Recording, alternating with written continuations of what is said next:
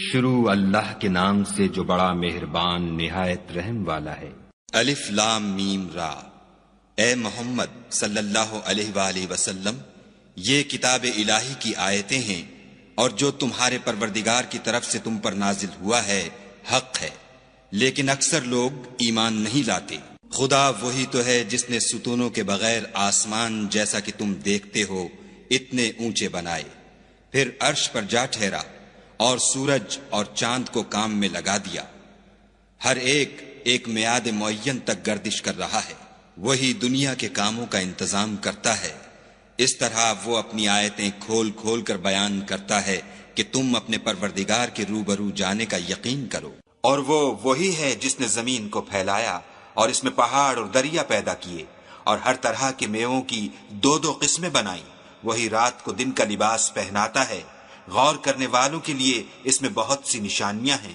اور زمین میں کئی طرح کے قطعات ہیں ایک دوسرے سے ملے ہوئے، اور انگور کے باغ اور کھیتی اور کھجور کے درخت، بعض کی بہت سی شاخیں ہیں اور بعض کی اتنی نہیں ہوتی، باوجود کہ پانی سب کو ایک ہی ملتا ہے، اور ہم بعض میووں کو بعض پر لذت میں فضیلت دیتے ہیں، اور اس میں سمجھنے والوں کے لیے بہت سی نشانیاں ہیں۔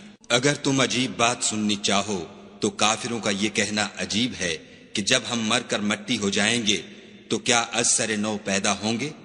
یہی لوگ ہیں جو اپنے پروردگار سے منکر ہوئے ہیں، اور یہی ہیں جن کی گردنوں میں طوق ہوں گے، اور یہی اہل دوزخ ہیں کہ ہمیشہ اس میں جلتے رہیں گے۔ اور یہ لوگ بھلائی سے پہلے تم سے برائی کے جلد خواستگار یعنی طالب عذاب ہیں، حالانکہ ان سے پہلے عذاب واقع ہو چکے ہیں، اور تمہارا پروردگار لوگوں کو باوجود ان کی بے انصافیوں کے معاف کرنے والا ہے، اور بے شک تمہارا پروردگار سخت عذاب دینے والا ہے۔ اور کافر لوگ کہتے ہیں کہ اس پیغمبر پر اس کے پروردگار کی طرف سے کوئی نشانی نازل نہیں ہوئی، سو اے محمد صلی اللہ علیہ وآلہ وسلم، تم تو صرف ہدایت کرنے والے ہو، اور ہر ایک قوم کے لیے رہنما ہوا کرتا ہے۔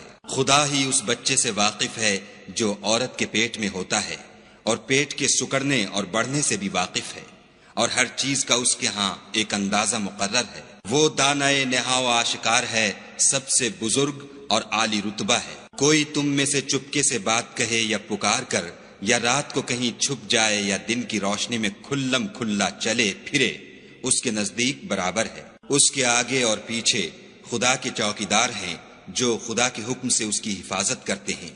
خدا اس نعمت کو جو کسی قوم کو حاصل ہے نہیں بدلتا جب تک کہ وہ اپنی حالت کو نہ بدلے، اور جب خدا کسی قوم کے ساتھ برائی کا ارادہ کرتا ہے تو پھر وہ پھر نہیں سکتی، اور خدا کے سوا ان کا کوئی مددگار نہیں ہوتا۔ اور وہی تو ہے جو تم کو ڈرانے اور امید دلانے کے لیے بجلی دکھاتا اور بھاری بھاری بادل پیدا کرتا ہے، اور رعد اور فرشتے سب اس کے خوف سے اس کی تسبیح و تحمید کرتے رہتے ہیں۔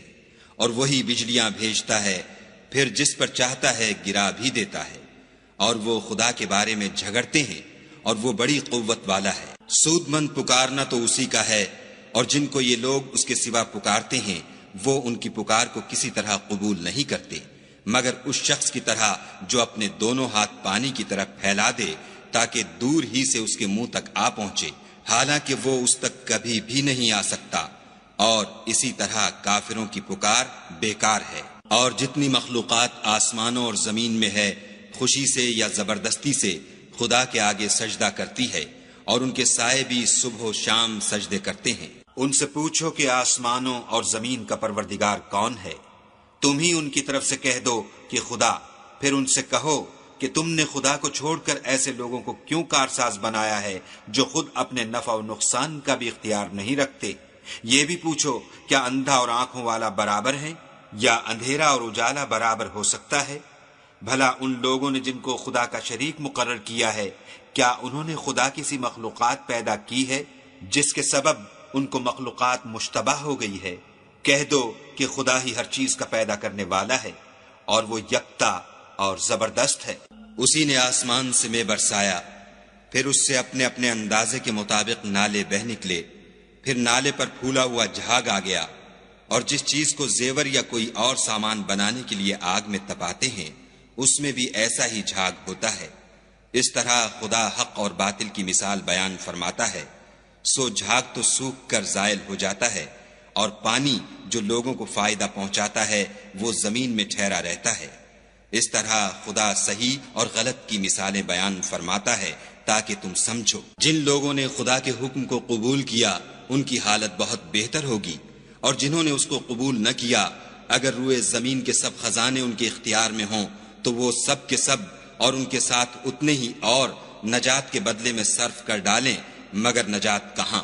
ایسے لوگوں کا حساب بھی برا ہوگا اور ان کا ٹھکانہ بھی دوزخ ہے، اور وہ بری جگہ ہے۔ بھلا جو شخص یہ جانتا ہے کہ جو کچھ تمہارے پروردگار کی طرف سے تم پر نازل ہوا ہے حق ہے، وہ اس شخص کی طرح ہے جو اندھا ہے، اور سمجھتے تو وہی ہیں جو عقل مند ہیں، جو خدا کے عہد کو پورا کرتے ہیں اور اقرار کو نہیں توڑتے، اور جن رشتہ قرابت کے جوڑے رکھنے کا خدا نے حکم دیا ان کو جوڑے رکھتے اور اپنے پروردگار سے ڈرتے رہتے اور برے حساب سے خوف رکھتے ہیں، اور جو پروردگار کی خوشنودی حاصل کرنے کے لیے مصائب پر صبر کرتے ہیں اور نماز پڑھتے ہیں، اور جو مال ہم نے ان کو دیا ہے اس میں سے پوشیدہ اور ظاہر خرچ کرتے ہیں، اور نیکی سے برائی کو دور کرتے ہیں، یہی لوگ ہیں جن کے لیے عاقبت کا گھر ہے۔ یعنی ہمیشہ رہنے کے باغات جن میں وہ داخل ہوں گے، اور ان کے باپ دادا اور بیویوں اور اولاد میں سے جو نیکوکار ہوں گے وہ بھی بہشت میں جائیں گے،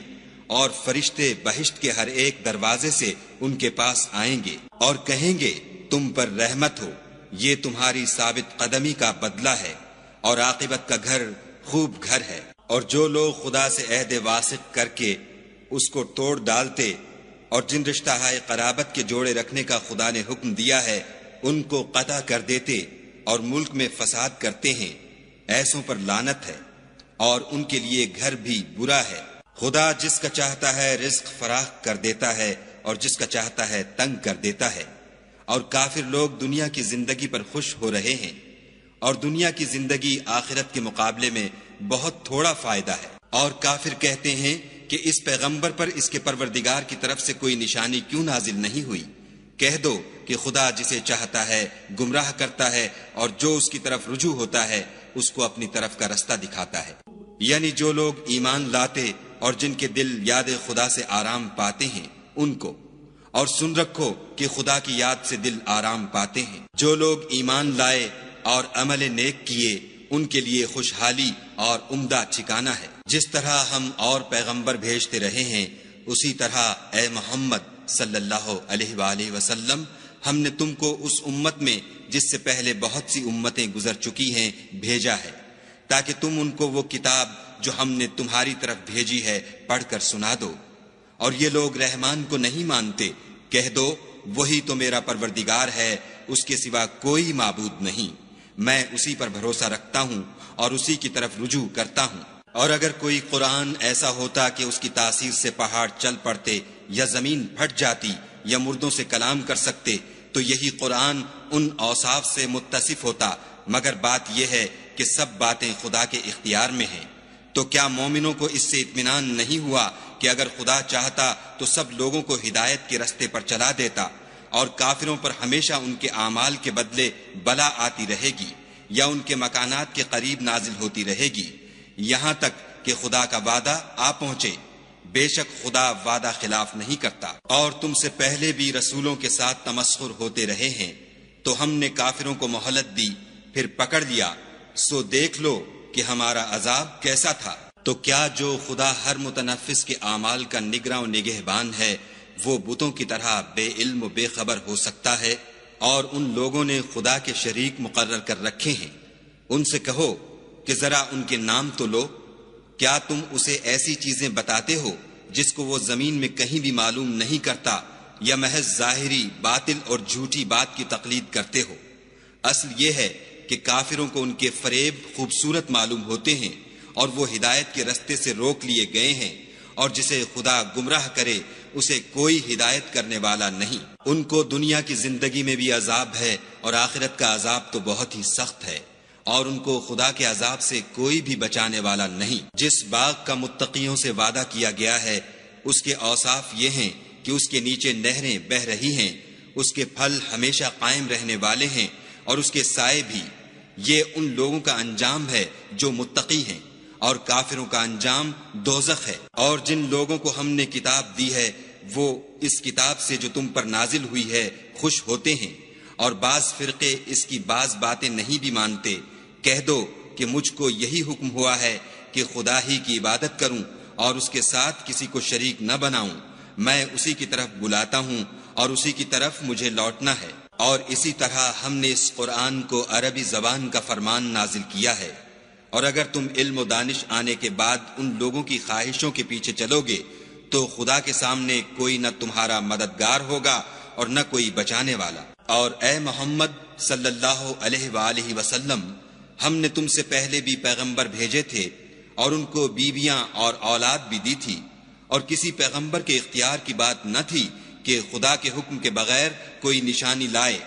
ہر حکم قضا کتاب میں مرقوم ہے۔ خدا جس کو چاہتا ہے مٹا دیتا ہے اور جس کو چاہتا ہے قائم رکھتا ہے، اور اسی کے پاس اصل کتاب ہے۔ اور اگر ہم کوئی عذاب جس کا ان لوگوں سے وعدہ کرتے ہیں تمہیں دکھائیں، یعنی تمہارے روبرو ان پر نازل کریں، یا تمہاری مدت حیات پوری کر دیں، یعنی تمہارے انتقال کے بعد عذاب بھیجیں، تو تمہارا کام ہمارے احکام کا پہنچا دینا ہے اور ہمارا کام حساب لینا ہے۔ کیا انہوں نے نہیں دیکھا کہ ہم زمین کو اس کے کناروں سے گھٹاتے چلے آتے ہیں، اور خدا جیسا چاہتا ہے حکم کرتا ہے، کوئی اس کے حکم کا رد کرنے والا نہیں، اور وہ جلد حساب لینے والا ہے۔ جو لوگ ان سے پہلے تھے وہ بھی بتہری چالیں چلتے رہے ہیں، سو چال تو سب اللہ ہی کی ہے۔ ہر متنفس جو کچھ کر رہا ہے وہ اسے جانتا ہے، اور کافر جلد معلوم کریں گے کہ عاقبت کا گھر یعنی انجام محمود کس کے لیے ہے۔ اور کافر لوگ کہتے ہیں کہ تم خدا کے رسول نہیں ہو۔ کہہ دو کہ میرے اور تمہارے درمیان خدا اور وہ شخص جس کے پاس کتاب آسمانی کا علم ہے گواہ کافی ہیں۔ آسمانی کا علم ہے گواہ کافی ہیں۔